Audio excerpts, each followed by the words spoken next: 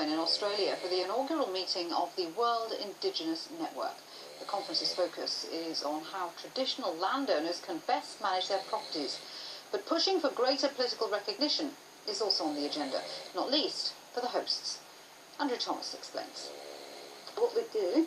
People don't eat termite mounds where Adolphe Aguila is from, but Aguila does have something in common with his guide. It's good for iron. Tess Atty is an Indigenous Australian, an Aborigine. Aguila is an Indigenous Filipino, chief of the Tagbanwa tribe from the island of Coron. He's one of many in Australia for a gathering of Indigenous people from around the world. It's good for me to meet other Indigenous people, to hear their experiences, to learn what problems they've faced and how they've solved them. Excursions aside, the main meeting has been in nearby Darwin. Over 1,000 people gathered from more than 50 different countries. New Zealand, Malaysia, Kenya, Chile. They're here, most courtesy of the Australian government, for the first ever meeting of the World Indigenous Network, bringing Indigenous people together to share their ideas.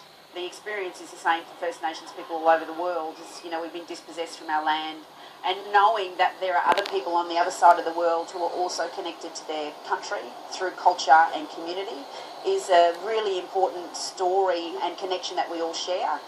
There have been discussions on how best to manage traditional lands and waterways, how to preserve language, what to do when mining and logging companies come knocking, and how best to push for political influence. Many of these local and Indigenous communities here now are in situations where they feel that they've been sidelined for a while, and they haven't actually been in the general political discourse. For Indigenous Australians, many who've also made the trip to the Northern Territory, the battle is recognition. Australia's constitution includes no positive mention of Indigenous people and no reference to the fact Australia was even inhabited before white settlers arrived.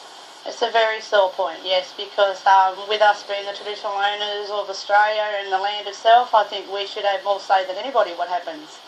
Politicians are united in support of a change to the constitution, but aren't sure most Australians are.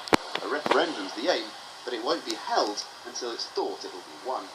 Indigenous issues are often thought of as country-specific, but similar themes crop up in places which geographically have little in common.